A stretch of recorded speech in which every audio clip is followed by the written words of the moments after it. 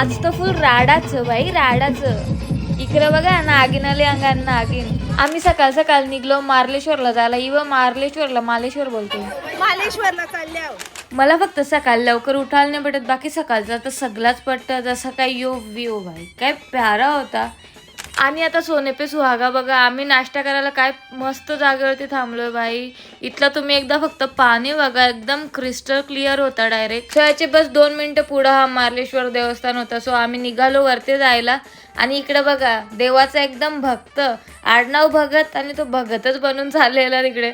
खूप चालल्यानंतर आणि थकल्यानंतर आम्ही पोचलो मंदिरात. आणि इकडे बघा एकदम वाकून जायचं होतं आतमध्ये. मी व्हिडिओ घेतला, नंतर माहीत पडला व्हिडिओ तो आलाच नव्हता, पण आता केला तर काय करू. नंतर बघला छोटासा झरा तिथे. आणि इथल्या देवस्थाननी मला माझी अवकात दाखवली बा. इकडं बघा पाय भरल्यान कसं. आमचा सेकंड स्टॉप खूप छान जागेवरती होता, तो जाऊन तुम्ही माझ्या मोठ्या ब्लॉगमध्ये बघा. आम्ही तिथे जेवायला मस्त जागा बघली, नंतर निघलो आणि पक्की मजा केली जाताना.